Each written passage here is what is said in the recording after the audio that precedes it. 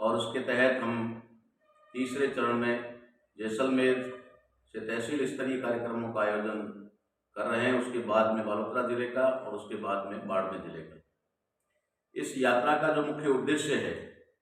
देश के मतदाताओं को यानी वोटर्स को, निर्वाचकों को जागृत करना और उनको अपने वोट की अहमियत और उसकी वैल्यू के बारे में बताना कि आपका वोट जो है वो क्या है और वोट का अधिकार आपको किस लिए मिला है। इसको लेकर के हमारे 2 चरण पूरे हुए हैं, जिसके अंदर बहुत ही अच्छा रेस्पॉन्स मिल रहा है। लोगों को जिस प्रकार की जानकारी नहीं थी, उस जानकारी को प्राप्त करने के बाद लोगों में काफ़ी उत्साह है और लोग इसका बहुत ही अच्छे से स्वागत कर रहे हैं। और हम लोगों ने भी आखिरी मतदाता को यानी वोटर्स को जगाने तक का फैसला किया है। तो साथियों, ये जिस उद्देश्य को हम लेकर के चल रहे हैं, उस उद्देश्य के अंदर आम नागरिकों यानी कि मतदाताओं, वोटर्स का क्या क्या राइट है, क्या क्या अधिकार है और कैसे कैसे अधिकार उन लोगों के छीन लिए गए और कौन से अधिकार हैं जिन्हें उनको अभी बचाना बहुत ज़्यादा जरूरी है, उसको लेकर के इस मताधिकार जागरूकता अभियान का जो हमारा पहला और मुख्य मुद्दा है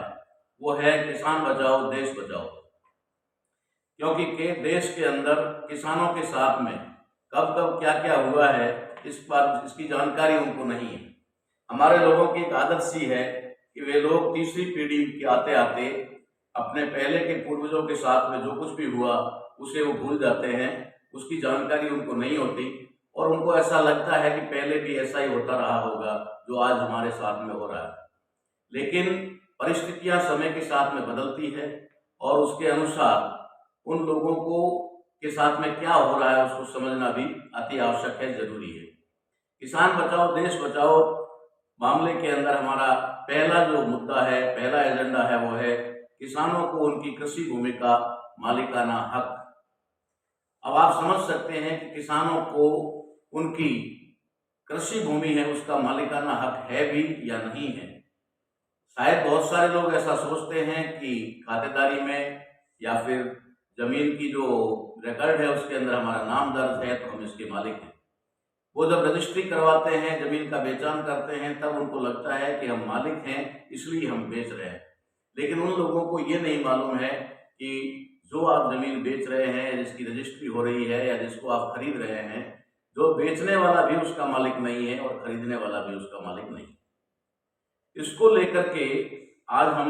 थोड़ी गंभीर चर्चा करेंगे कि क्या था हमारा ये मामला और कैसे हमें ये अधिकार मिला था और कैसे हमसे ये छीन लिया गया। साथियों, संविधान के लागू होने से पहले इस देश के अंदर राजतंत्र हुआ करता था और राजतंत्र में राजा होते थे और सारी भूमि, चाहे वो कृषि भूमि है चाहे वो अन्य प्रकार की कोई भी भूमि है, वो और उसके ऊपर जितनी भी संपदा, जितनी भी संपत्ति, जितने भी जीव जंतु, यहाँ तक कि मनुष्य को भी वे अपनी संपत्ति मानते थे, अपना एक कह सकते हैं कि मानते थे, न कि वो उसको कोई उन लोगों को कोई अधिकार था। तो राजा के पास, राजा जो है वो संपूर्ण संपत्ति का मालिक होता था और राजा की संपत्ति जो होती थी वो राजा की संपत्ति उसके राजगुरु यानी ब्राह्मण की होती थी। ब्राह्मण का उस राजा के ऊपर भी अधिकार होता था और राजा की संपत्ति के ऊपर भी अधिकार होता था। यानी कि हमारे लोगों को चाहे वो निवास कर रहे हो तो आवासीय भूमि का अधिकार नहीं था,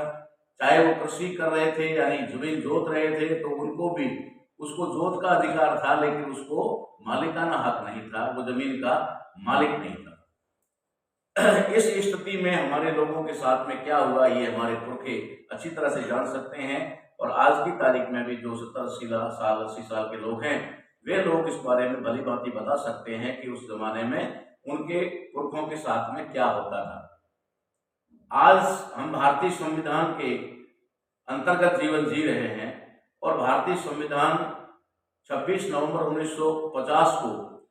इस संविधान सभा में स्वीकृत किया गया, मान्य किया गया और 26 जनवरी 1950 को इसे देश भर में पूर्ण रूप से लागू कर दिया गया। इसके अंतर्गत जिस जमीन को किसान जोतता था उस जमीन का मालिक उसे बनाया गया, क्योंकि जब भारतीय संविधान के भाग 3 के अंतर्गत फंडामेंटल राइट जो हमारे हैं, मौलिक अधिकार जो हैं, मूलभूत अधिकार हैं, उन मूलभूत अधिकारों के अंदर हमें आर्टिकल 19 के तहत बहुत सारे अधिकार दिए गए। भाग 3 के अंदर आर्टिकल 19 में हमें बहुत सारे अधिकार प्राप्त हुए। उन अधिकारों के अंदर आर्टिकल 19 का जो च है, उसके अंतर्गत हम लोगों को संपत्ति का अधिकार मिला। मैं आपके सामने संविधान के सबूत के साथ में हूँ, और संविधान के अंदर आर्टिकल 19 के अंदर जिस प्रकार से हमें अधिकार दिए गए, पहला अधिकार वाक स्वतंत्रता और अभिव्यक्ति की स्वतंत्रता, यानी कि बोलने की और अपने विचारों की अभिव्यक्ति की स्वतंत्रता दी गई। आर्टिकल 19 के ख में शांतिपूर्ण व निरायुध सम्मेलन करने का, जैसे आज हम लोग सम्मेलन कर रहे हैं, महापंचायत करते हैं, महाकुंभ करते हैं, इसी प्रकार से प्रोटेस्ट करते हैं, धरना देते हैं, ये जो सारे के सारे शांतिपूर्ण किए जाने वाले निरायुध सम्मेलन, उनकी भी हमें इस संविधान के अंदर भाग 3 और आर्टिकल 19 की ख के अंदर हमें ये मौलिक अधिकार प्राप्त है। संगम या संघ बनाने का, किसी भी प्रकार का संगठन, जैसे कि आज हमारे हजारों संगठन इस देश के अंदर लाखों की संख्या में बने हुए हैं, और वे संगठन रजिस्टर्ड हैं, बाकायदा वे मान्यता प्राप्त हैं। इसका मतलब है कि हमें संघ और संगम बनाने का भी अधिकार संविधान के अंदर मिला, उससे पहले हमें यह अधिकार नहीं था। आर्टिकल 19 के ग में चौथा है भारत के राज्य क्षेत्र में सर्वत्र अबाध संचरण का, यानी कि इससे पहले हम लोग अपने राजा या जो राजतंत्र होता था, उसके एरिया से बाहर अगर हमें जाना होता था तो उसकी परमिशन लेनी होती थी, इजाजत लेनी होती थी, या फिर जिस राजा के क्षेत्र में हम जा रहे हैं वहां हमें किसी प्रकार का जैसा भी है वो टैक्स चुका करके ही जाना पड़ता था। लेकिन बाबा साहब अम्बेडकर ने और संविधान सभा ने हमें ये अधिकार दिया कि अब आप भारत के संपूर्ण राज्य क्षेत्र के अंदर सर्वत्र आबाद, यानी कि बिना रोक टोक के आप जो है बिना बाध्यता के संचरण कर सकते हैं, घूम फिर सकते हैं, जा सकते हैं। इसी प्रकार से 5वां ड, जिसके अंदर लिखा है कि भारत के राज्य क्षेत्र में किसी भाग में निवास करने और बस जाने का अधिकार। पहले ऐसा नहीं होता था, अगर किसी भी व्यक्ति को दूसरे राज्य में जाना होता था, दूसरे राजा के राज में जाना होता था, तो वहां से इजाजत लेनी पड़ती थी, और जाने से पहले अपने मालिक यानी अपने राजा से भी इजाजत परमिशन लेनी पड़ती थी, उसके बाद में ही वो जा सकता था। चाहे वो नाई का बेटा हो, चाहे दर्जी का बेटा हो, चाहे लोहार का बेटा हो, उसे अगर दूसरे राज्य में दूसरे राजा के वहां जाना है तो अपने पहले वाले राजा और दो अगले के दोनों की इजाजत लेके जाना पड़ता था, और वहां काम करने के लिए भी उनसे परमिशन इजाजत लेनी पड़ती थी। बाबा साहब अम्बेडकर ने संविधान के अंदर हमें ये अधिकार दे दिया, मूलभूत अधिकार दे दिया कि अब भारत के किसी भी कोने में, किसी भी राज्य में, किसी भी जिले में जाकर के आप अपना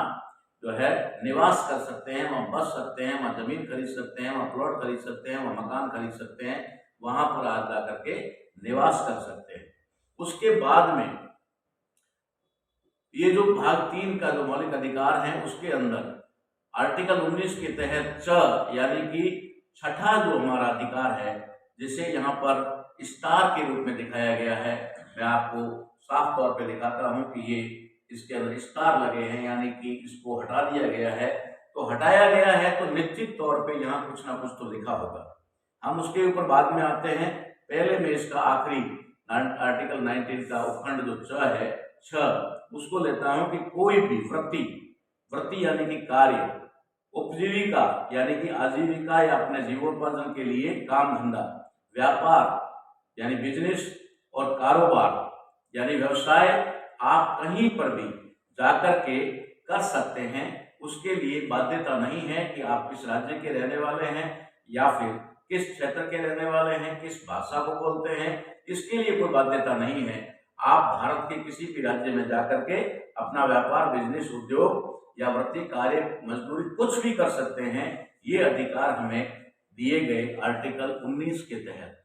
ये मौलिक अधिकारों में आता है। ये मौलिक अधिकारों के साथ में संविधान के अंदर लिखा हुआ है कि वहां किसी प्रकार की छेड़छाड़ नहीं की जा सकती।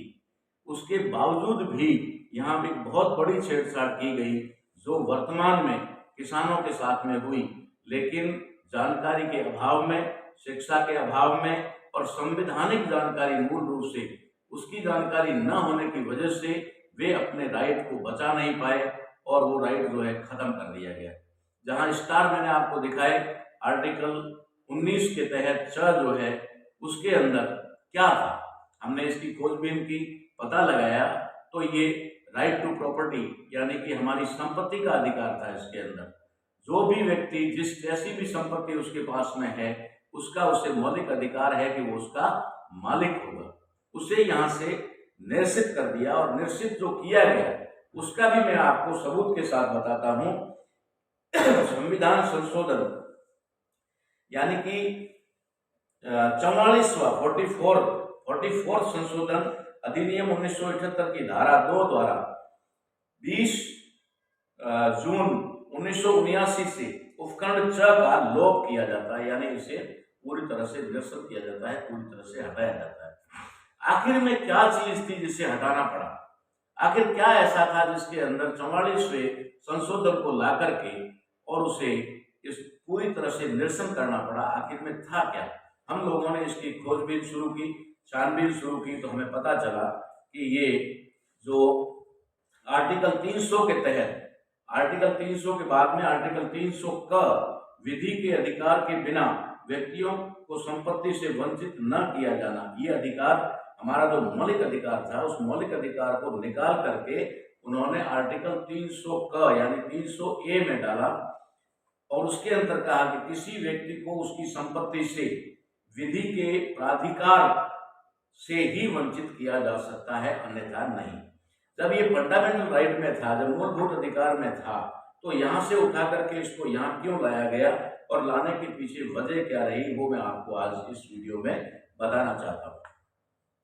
साथियों, जब संपत्ति का अधिकार दिया जाता है तो संपत्ति जिस व्यक्ति के पास में प्लॉट होता है प्लॉट उसकी संपत्ति होती है, जिसके पास मकान होता है मकान उसकी संपत्ति होती है, जिसके पास सोना चांदी होता है वो उसकी संपत्ति होती है, जिसके पास पशुधन होता है वो पशुधन उसकी संपत्ति होती है, जिसके पास जैसी भी संपत्ति है, जो भी धन है वो उसकी संपत्ति मानी जाती है, वो उसकी जो है प्रॉपर्टी मानी जाती है। लेकिन किसान के पास में, जो किसान है उसके पास ना तो कोई शहर में मकान था, ना कोई शहर में प्लॉट था, ना कोई उनको संविधान से पहले सोना चांदी रखने का अधिकार था। इसलिए अगर उनकी कोई माल संपत्ति थी, धन संपत्ति थी, पशु थे, वो भी उसे लेकर के एक स्थान से दूसरे स्थान पे भटकना पड़ता था, यानी कि उसका स्थायी निवास नहीं था, क्योंकि उसे भूमि यानी कि कृषि भूमि जिसको वो जोतता था उसका भी मालिकाना हक नहीं था। वो भी मालिक उसका जमींदार होते थे, जागीरदार होते थे या फिर राजा होते थे, वो उनकी संपत्ति होती थी। तो भारतीय संविधान के अंतर्गत जब इस देश के 70% से ज्यादा आबादी वाला जो वर्ग है, किसान वर्ग जो कहलाता है, उस किसान वर्ग का संपत्ति कुछ भी नहीं थी, तो संविधान के आर्टिकल 19 के तहत इस उपखंड 6 के अंदर उसके अंदर ही प्रावधान किया गया कि किसान की जो संपत्ति है वो कृषि भूमि है। कृषि भूमि यानी कि एग्रीकल्चर लैंड जो है वो किसान की असली संपत्ति है, क्योंकि इसके अलावा किसी भी प्रकार की संपत्ति किसान के पास में नहीं थी। सोने चांदी के गहने उनको पहनने का अधिकार नहीं था, रुपए उनको रखने का अधिकार नहीं था, मुद्रा यानी पैसा जो भी होता था, अगर होता भी था तो उसे जमीन में गाड़ के रखना पड़ता था, यानी उसे अधिकार नहीं था। इसलिए संविधान ने, भारत के संविधान ने और संविधान निर्माताओं ने किसान को एक बहुत बड़ा अधिकार दिया, और वो अधिकार दिया कृषि भूमि का मालिकाना हक, यानी कि अब ये कृषि भूमि जो भी किसान जितनी भी जमीन जोत रहा है अपनी हैसियत के अनुसार, अपने परिवार के अनुसार 50 बीघा, 100 बीघा, 200 बीघा, 400 बीघा जो भी जोत रहा है वो जमीन का वो अब मालिक होगा। ये आर्टिकल 19 में था। अब आप समझ सकते हैं कि संविधान के अंदर ये अधिकार दिया गया, तो जो देश की 90% से ज्यादा भूमि है वो उसका मालिक तो किसान हो गया। 10% जो भूमि है वो चाहे एग्रीकल्चर लैंड के अलावा जो आवासीय है यानी कि रेजिडेंशियल है या फिर इंडस्ट्रियल है या फिर कॉमर्शियल है, जो भी भूमि है वो मात्र 10% से अंदर है, 10% से ज्यादा नहीं है, लेकिन 90% भूमि जो है भारत की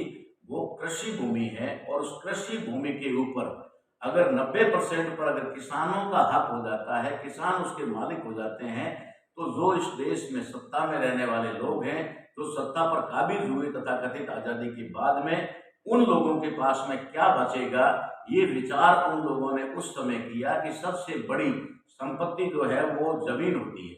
आज भी भारत और पाकिस्तान की सीमा के बीच में इतना बड़ा तारबंदी या फिर जो करने का क्या क्या उद्देश्य था, करने के पीछे क्या मकसद था? मकसद क्या था उसका? मकसद ये है कि वो हमारी जमीन पे कब्जा ना करे। आए दिन हम देख रहे हैं कि चाइना की चर्चाएं हो रही है कि चाइना ने कब्जा कर लिया है, चाइना ने घुसपैठ कर दी है, चाइना ने ये कर दिया है। तो कहाँ कर रहा है घुसपैठ? यानी कि वो हमारी लैंड पर कर रहा है, हमारी जमीन के ऊपर कब्जा कर रहा है, हमारी देश की भूमि है, वो ही जो हमारा टेरिटरी है, उसी के ऊपर अगर वो किसी प्रकार का हक जताता है तो राजाओं की भी सीमाएं होती थी, उनकी भी जमीन होती थी। और अक्सर वो लड़ाई जो उनकी है, वो लड़ाई भी इसी के लिए होती थी कि वो किसी सीमा पर कब्जा कर लेता था, या उसके 2-4 गांव हथिया लेता था, या फिर कहने का मतलब है कि उसकी जमीन से उसको बेदखल कर देता था। तो जब जमीन का ही झगड़ा था, पूरा राजतंत्र ही जमीन पर टिका हुआ था, और देश में संविधान के माध्यम से लोकतंत्र जब लागू हो गया, तो लोकतंत्र लागू होने के बाद में इन लोगों को लगा कि अब ये जमीन अगर किसानों के पास चली जाएगी तो हमारे पास क्या बचेगा, और हम आखिर में किस चीज के राजा होंगे, हमारा हक क्या होगा, हम किस प्रकार से उनके ऊपर राज कर पाएंगे। क्योंकि इस लोकतंत्र के अंदर उन लोगों को उस समय भी, चाहे वो कोई भी लोग रहे हो, उनका भी उस समय इस लोकतंत्र के अंदर राजतंत्र स्थापित करने का एक प्लानिंग था, एक योजना थी, एक सपना था। और उसको साकार करने के लिए उन्होंने, बाबा साहब अम्बेडकर ने संविधान लागू किया, उसके 6 साल बाद में उनका परिनिर्वाण हो गया या कर दिया गया। तो उसके बाद में इन लोगों ने जो है 70 तक इसको रोके रखा, क्योंकि 70 तक इन लोगों को भारतीय संविधान के ऊपर पूरी तरह से इम्प्लीमेंट करने का दबाव था, ब्रिटिश गवर्नमेंट का दबाव था कि आप 20 साल तक हमारे निगरानी में देश को चलाओगे और संविधान को लागू करोगे। इसलिए वो किसी प्रकार की छेड़छाड़ 70 से पहले नहीं कर पाए, बड़ी छेड़छाड़ करने की। लेकिन फंडामेंटल राइट के साथ में जब वो संवैधानिक मौलिक अधिकार, संविधान के मौलिक अधिकारों के साथ छेड़छाड़ करते हैं, तो क्या उनके पीछे उसकी नीयत हो सकती है, क्या उनकी सोच हो सकती है, इसके बारे में मैं आपको आज बता रहा हूँ। साथियों, ये जो अधिकार हमें मिला, यानी हमारे किसान भाइयों को मिला, जिसकी जानकारी आज भी हमारे किसान नेताओं को भी नहीं है, किसानों के नेता होने की दावेदारी करने वालों को भी नहीं है, राजनीति में भी किसान केसरी बन करके या किसानों के नेता बन करके जाने वाले लोग भी ये नहीं जानते हैं। हाँ, हमारे कुछ पुरखे थे जो इन चीजों को जानते थे, जैसे कह सकते हैं कि सर छोटू राम जी इस बारे में जानते थे, इसके बारे में बाबा साहब अम्बेडकर जानते थे, इसके बारे में चौधरी चरण सिंह जानते थे, इसके बारे में बलदेव सिंह बिरला जानते थे। ऐसे कुछ लोग हैं जो इस बारे में जानते थे, मगर जो स्थिति आज हमें दिखाई दे रही है, आज जो हमारे लीडर हैं, चाहे वो किसान नेता हैं, चाहे राजनीति में कांग्रेस पार्टी अन्य पार्टियों में है, वे लोग इस बात में को अच्छी तरह से नहीं जानते। तो साथियों, ये जो संविधान के अंदर 44वां संशोधन किया, उसके तहत हमारे इस राइट को उन्होंने खत्म किया। ये राइट उन्होंने मोरारजी देसाई की सरकार के रहते हुए, यानी उस जमाने में, उस समय इसको किया गया। ये मेन चीज थी कि हमारे मालिकाना हक को हमसे छीनना, इसलिए उन्होंने इस अधिकार को मौलिक अधिकार में से निरसन यानी कि लोप कर दिया, निकाल के फेंक दिया, और औपचारिकता के तौर पर आर्टिकल 300 क में नया प्रावधान करके 300 क नया आर्टिकल बना करके वहां पर इसको जो है उन्होंने पूरी तरह से तोड़ फोड़ के रख दिया कि अब जो है मामूली सी संपत्ति जो लोगों के पास में है, वो विधि और विधान के अलावा उसको संपत्ति से वंचित नहीं किया जाएगा। आज भी बेदखल किया जा रहा है, कोर्ट के माध्यम से किया जा रहा है, और भी तरीके से किया जा रहा है। लेकिन हम बात करेंगे एग्रीकल्चर भूमि की, कि एग्रीकल्चर भूमि पर से किसानों का मालिकाना हक कैसे खत्म किया गया। ये जानकारी मैं आपको देना चाहता हूं कि जब मोरारजी देसाई प्रधानमंत्री थे, उस समय उनकी सरकार के अंदर चौधरी चरण सिंह गृह मंत्री हुआ करते थे। मोरारजी देसाई वलसाड़ गुजरात के ब्राह्मण थे, और वे पूरी तरह से ब्राह्मणवादी भी थे और गांधीवादी भी थे। तो गांधीवादी और ब्राह्मणवादी जब उनका दोहरा चरित्र था, उस चरित्र की वजह से उनके ऊपर ये दबाव था कि आपकी सरकार लंबी चलने वाली नहीं है और हमें इस देश पर लंबे समय तक शासन करना है, इसलिए आप अपनी सरकार रहते हुए संविधान में एक संशोधन करके सबसे बड़ा जो अधिकार है वो हमारे किसानों को लैंड लॉर्ड होने का अधिकार था, भू धारक होने का अधिकार था, भूमि के मालिक होने का अधिकार था, उसे खत्म कर देना चाहिए। ये बात उस समय की गई और मोरारजी देसाई इसके लिए तैयार हुए और उन्होंने कहा कि मैं ऐसा कर दूंगा। तो उस समय उन्हें एक बात का खतरा था कि चौधरी चरण सिंह अगर हमारी सरकार में होम मिनिस्टर हैं, केंद्रीय गृह मंत्री हैं, तो अगर उन्हें पता चलेगा और उनके रहते हुए हम ये कार्य नहीं कर सकते, तो उन्होंने साथियों क्या किया, उन्होंने मोरारजी देसाई को गृह मंत्रालय से हटा दिया और गृह मंत्रालय मोरारजी देसाई ने अपने हाथ में ले लिया। चौधरी चरण सिंह जी को गृह मंत्रालय से वंचित कर दिया, यानी कि वहां से उनको हटा दिया, गृह मंत्री पद से हटा दिया और गृह मंत्रालय अपने हाथ में ले लिया। उसके बाद में उन्होंने संविधान में ये 44वां संशोधन किया और संशोधन जब किया तो विपक्ष में बैठे हुए लोगों ने उनको तालियां बजा करके समर्थन किया और ये हमारा भूमि का जो मालिकाना हक है ये हक समाप्त हो गया। उसके बाद में जब चौधरी चरण सिंह जी को सदन में पता चला कि ये साजिश रच करके काम किया गया और मुझे गृह मंत्रालय से हटाकर ये काम किया गया, तो चौधरी चरण सिंह ने सरकार में जो अपना समर्थन था वो अपने समर्थकों के साथ में वापस लिया और चौधरी चरण सिंह जी के समर्थन वापस लेने की वजह से मोरारजी देसाई की सरकार गिर गई। मोरारजी देसाई की सरकार गिरी और चौधरी चरण सिंह जी ने गिराई, तो लोगों ने पूछा, चौधरी चरण सिंह जी से सवाल किया कि आपने अपनी ही सरकार को क्यों गिरा दिया। तो चौधरी चरण सिंह इस बारे में कहते हैं कि मैंने इसलिए हटा दिया, आज सरकार को गिरा दिया क्योंकि सरकार ने मेरे किसानों के साथ में चीटिंग की, मेरे किसानों के साथ में धोखा किया, मेरे किसानों के संवैधानिक अधिकार को, मूलभूत अधिकार को समाप्त कर दिया, इसलिए मैंने अपनी ही सरकार को गिरा दिया। ये बात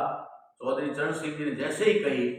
तो कुछ समर्थक लोगों ने कहा कि अब आपने सरकार गिरा दी है और 6 महीने तक चुनाव हो नहीं सकते हैं। तो चौधरी चरण सिंह जी को कहा गया कि अगर आप ये अधिकार बहाल करते हैं, वापस इस संशोधन को बदल करके फिर से इसमें हमारा अधिकार, भूमि का मालिकाना अधिकार अगर बहाल करते हैं तो आपको प्रधानमंत्री बनाते हैं और उन्हें प्रधानमंत्री बनाया गया। लेकिन इन्हीं लोगों ने, जो लोग हमारे अधिकारों को समाप्त करना चाहते हैं, उन्होंने चौधरी चरण सिंह को 6 महीने तक पार्लियामेंट में भी नहीं जाने दिया, किसी प्रकार के प्रधानमंत्री पद का इस्तेमाल नहीं करने दिया और उसकी वजह से हमारा ये अधिकार बहाल नहीं हो पाया। उसके बाद फिर कांग्रेस की सरकार आई, फिर इंदिरा गांधी प्रधानमंत्री बनी और आगे चल करके ये मामला ठंडे बस्ते में चल गया और हमारे कुछ लोग धीरे धीरे इस मामले को भूल गए और उन्हें पता नहीं रहा कि हमारे साथ में क्या हुआ। उनको लैंड लॉर्ड यानी भूधारक से खातेदार बना दिया गया और खातेदार के बाद अब धीरे धीरे उनको पुनः उनके रिकॉर्ड में काश्तकार के नाम पर उनका नाम दर्ज कर दिया गया। आज आप भली भांति समझ रहे होंगे, जो किसान इस वीडियो को देखेंगे वो इस वीडियो को देख करके ये बात को पता कर सकते हैं कि उनका जो लैंड का जो रिकॉर्ड है, उसका जो भूमि का जो कागजात है, दस्तावेज है, वो अगर चेक करें तो उसका नाम काश्तकार के कॉलम में होगा, ना कि भूधारक के। भूधारक वहाँ की राज्य सरकारें हैं और किसान जो है वो सिर्फ काश्तकार बन गया है। पहले खातेदार था, अब वो काश्तकार बन गया है। काश्तकार से भी कुछ राज्यों में, जैसे उदाहरण के तौर पे महाराष्ट्र और गुजरात सरकार ने वहां पर कब्जेदार बना दिया है। अब किसान का नाम वहां पर कब्जेदार के कॉलम में आ रहा है। अब वहां काश्तकार भी हटा दिया गया है, अब आप सिर्फ कब्जेदार हैं और कब्जा कभी भी हटाया जा सकता है। ये मुद्दा हम लोगों ने लिया और हम लोग इस संविधान के संरक्षक के तौर पर संविधान के संरक्षण का काम कर रहे हैं। इसलिए हम लोगों ने इस लोकसभा चुनाव के अंदर जो हमारे वोटर्स हैं, जो हमारे निर्वाचक हैं, उन लोगों को जागृत करने का बीड़ा उठाया कि हम लोग उनको अपने अधिकारों के प्रति जागृत करेंगे। और सबसे बड़ा अधिकार जो किसानों का है, जो आज इस देश की 70% से ज़्यादा आबादी जो है वो किसान है, वो कहीं न कहीं, चाहे वो सरकारी नौकरी में भी है तो वो उसके बाप दादा किसान थे और आज भी वो खेती कर रहे हैं, चाहे वो फौज में भी हैं तो किसानों के बेटे हैं और किसानों के बेटे हैं वो जब छुट्टी आते हैं तो किसानी करते हैं, खेती का काम करते हैं। तो इस प्रकार से 80% के आसपास की जो आबादी है वो कृषि पर निर्भर है। कृषि भूमि उनका मालिकाना हक होना चाहिए, वो नहीं मिल पा रहा है या नहीं मिला है, जिसकी वजह से उनको आए दिन आंदोलन करने पड़ रहे हैं। उन आंदोलनों के अंदर जो आप देख रहे हैं, चाहे वो 20-21 का आंदोलन रहा हो, चाहे वो आज आंदोलन जो फिर से शुरू हुआ है ये आंदोलन हो, इस प्रकार के जो किसानों के द्वारा चलाए गए आंदोलन है, वो आंदोलन उन अधिकारों को प्राप्त करने के लिए, क्योंकि उन्हें भूमि के मालिक होने का अधिकार ही नहीं है, तो फिर कभी बेदखल करो, कभी कुछ करो। जब तुम भूमि के मालिक नहीं हो तो एमएसपी कैसे मांग सकते हो? एमएसपी वही मांग सकता है, एमएसपी वही निर्धारित कर सकता है जो भूमि का मालिक हो। आप मालिक नहीं हो, राज्य सरकार मालिक है, आप कितना करोगे? थोड़े दिन वहां रहोगे। पिछले साल भी, पिछले बार 13 महीने रहे, कुछ बातें उन्होंने खत्म तो नहीं की, लेकिन कुछ समय के लिए वापस ले ली। अब एमएसपी का मामला है तो एमएसपी आप निर्धारित करेंगे, एमएसपी किसान निर्धारित करेगा। अगर किसान कृषि भूमि का मालिक बन गया, कृषि भूमि का भूधारक बन गया, तो उसकी फसल जो है उसकी कीमत किसी और को अधिकार नहीं होगा। जैसे एक इंडस्ट्री के अंदर कोई भी सामान, कोई भी प्रोडक्ट अगर बनता है तो उस प्रोडक्ट की कीमत उस इंडस्ट्री का मालिक तय करता है। यहाँ तक कि एक जूता बनाने वाला भी अगर वो जूता बनाता है तो उस जूते की रेट वो निर्धारित करता है, वो बताएगा कि मेरा बनाया हुआ जूता इतने रुपए का है। अगर एक माचिस बनाने वाली कंपनी है वो भी ये तय करती है कि इस माचिस का रेट ये होगा, इसमें ये कीमत इसकी निर्धारित होगी। क्यों? क्योंकि वे उसके मालिक हैं,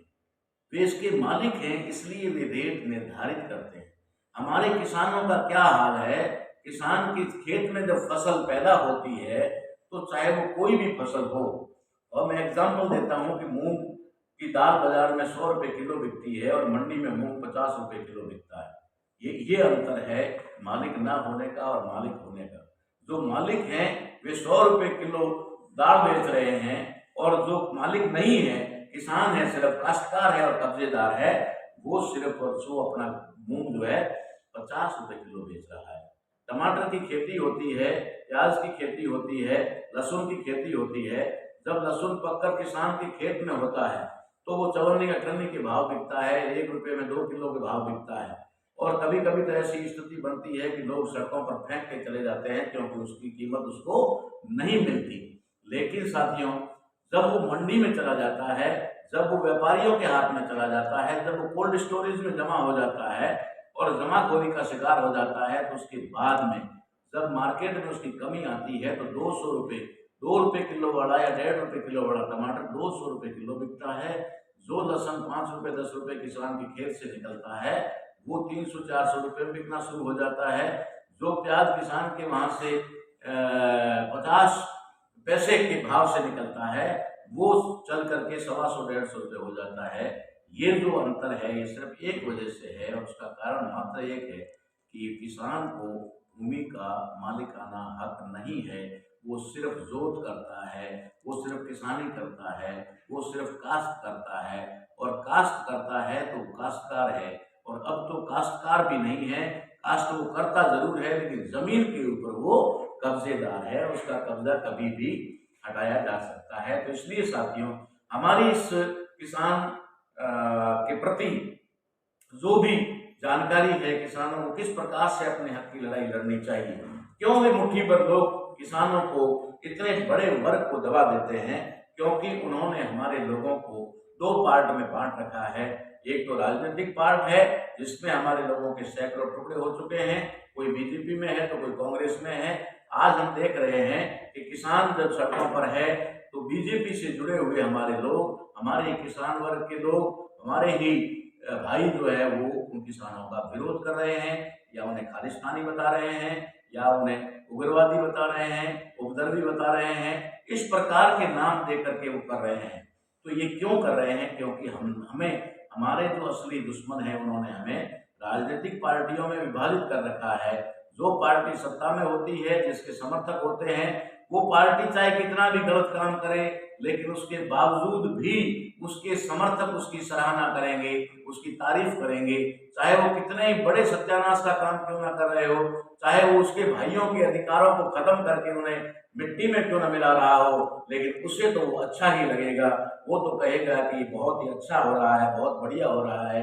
ये लोग उपद्रवी हैं, ये लोग आतंकवादी हैं, ये लोग घुसपैठिए हैं, ये दिल्ली में घुसना चाह रहे हैं। इस प्रकार से किसानों के साथ जो भेदभाव हो रहा है वो सिर्फ इसलिए हो रहा है कि किसानों को अपने संवैधानिक अधिकारों की जानकारी नहीं है। किस प्रकार से संविधान ने उनको लैंडलॉर्ड बनाया था, भूधारक बनाया था, और आज वो किस तरीके से वापस कब्जेदार और काश्तकार बनकर के रह गए हैं। इसी वजह से आज उनको सड़कों पर उतरना पड़ रहा है, सड़कों पर लड़ना पड़ रहा है और न्याय नहीं मिल पा रहा है। इसलिए हमारा पहले जो हमने किसान आंदोलन में संवैधानिक आंदोलन बनाने का बीड़ा उठाया था और किसान आंदोलन को संवैधानिक आंदोलन की तरफ हमने डाइवर्ट कर दिया, जिसकी वजह से सरकार को डर लगा कि अगर ये संविधान की तरफ बढ़ेगा तो हमारे लिए बहुत बड़ा नुकसान हो सकता है, ये सारे किसान संविधान समर्थक हो जाएंगे। इसलिए उन्होंने आनंद फानंद में 3 काले कानून जो बनाए थे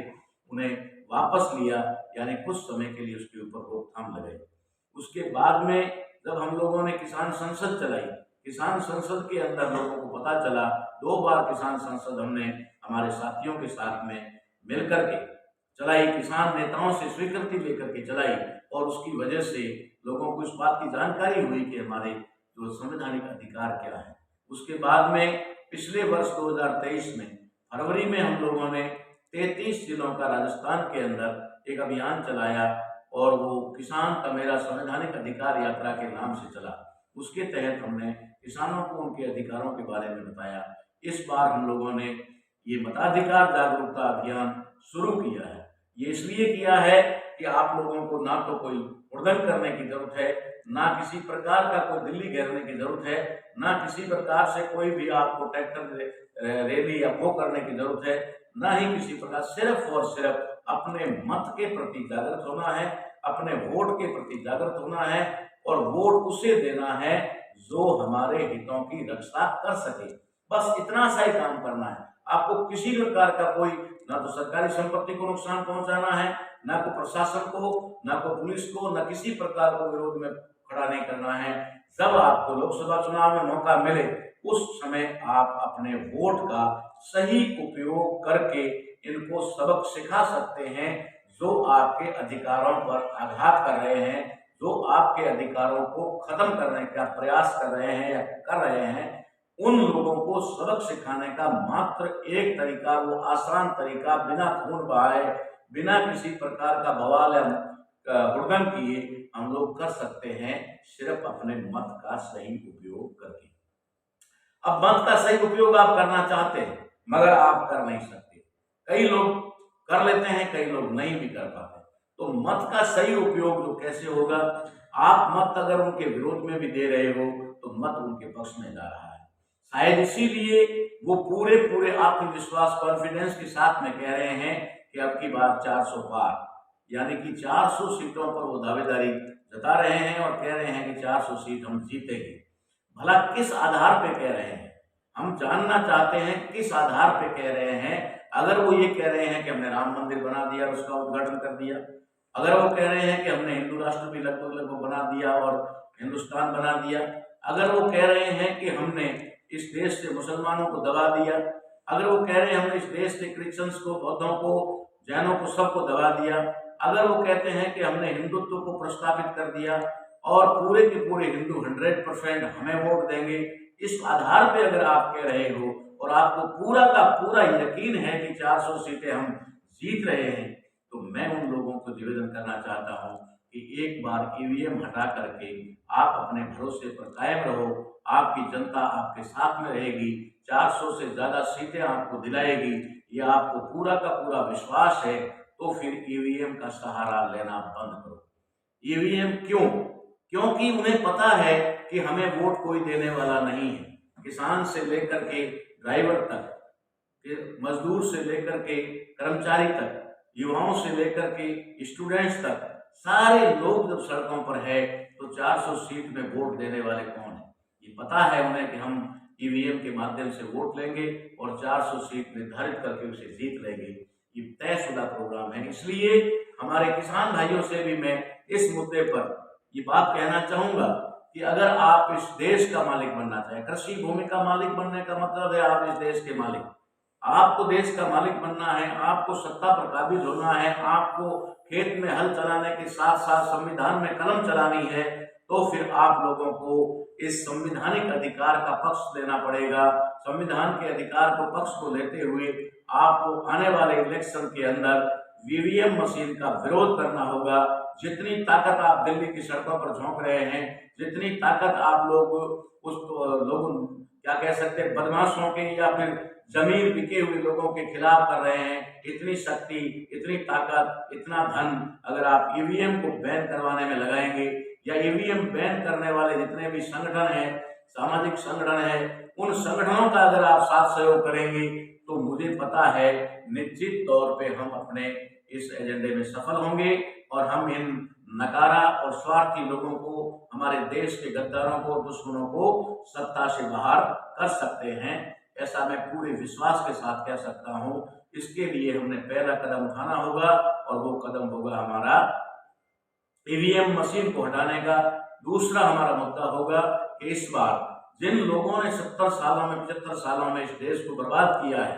वो नाम भले कांग्रेस और बीजेपी का हो, लेकिन कांग्रेस और बीजेपी दोनों के ऊपर एक वर्ग विशेष का कब्जा है, नियंत्रण है, और वो वर्ग विशेष कभी भी इस देश के मूल निवासी बहुसंख्यक समाज का हित नहीं चाहता। वो उसे हमेशा दबा करके, कुचल करके, गुलाम बनाकर रखना चाहता है, जिसमें किसान वर्ग भी आता है, मजदूर भी आता है और आम नागरिक आता है। इसलिए साथियों, आज की वीडियो में मैं आपको यही अवगत करवाना चाह रहा था और ये मैंने करवाया कि आप लोगों को अगर लोकतंत्र को बचाना है, अपने संवैधानिक अधिकारों को बचाना है और अपने बच्चों को और अपने आने वाली नस्लों को बचाना है, तो आप हमारे साथ में खड़े होकर के इस आंदोलन में, इस मुहिम के अंदर जो लोग ईवीएम बैन करवाने में लगे हैं, उनका साथ सहयोग आप तन मन धन से करें। ऐसी उम्मीद और आशा के साथ में मैं आज के इस वीडियो को यहीं पर विराम देता हूं। आप लोगों से उम्मीद है कि आप ज़्यादा से ज़्यादा इस वीडियो को शेयर करेंगे और हमारे जो चैनल हैं उन चैनल्स को भी सब्सक्राइब करेंगे। और उसका जो है, मुझे तो नहीं आता कि क्या दबाना होता है, बेल आइटम दबाना होता है, घंटी दबाना होता है, ऐसा कहते हैं लोग, लेकिन मुझे इसके बारे में ज़्यादा जानकारी नहीं है। आप लोग अच्छी तरह जानते हैं। तो इस चैनल को और हमारे वीडियो को ज़्यादा प्रमोट करने के लिए आप लोग अपनी पूरी ईमानदारी के साथ में, ताकत के साथ में काम करेंगे, ऐसा मैं आप लोगों से उम्मीद करता हूं। और हमारा मताधिकार जागरूकता अभियान जो चल रहा है, उसे आप अपना अधिकार समझ करके या फिर अपना अभियान समझ करके, क्योंकि ये मेरा अकेले का अभियान नहीं है, ये मेरे लिए नहीं है, मेरे लिए तो बहुत कुछ बाबा साहब अम्बेडकर ने दिया है और बाबा साहब अम्बेडकर की बदौलत में एक अच्छी जिंदगी जी सकता हूँ। मगर साथियों, मुझे चिंता है कि आने वाला भविष्य अच्छा नहीं है, तो वर्तमान में हम अच्छा जी करके भी क्या कर लेंगे। इसलिए आप लोगों से उम्मीद करता हूं कि आप इस अभियान में आगे से बढ़ चढ़ करके भाग लें और इसको आगे बढ़ाने का काम करें। इसी के साथ में सभी को जय जवान, जय किसान, जय भारत, जय संविधान, जय जोहार, जय भीम।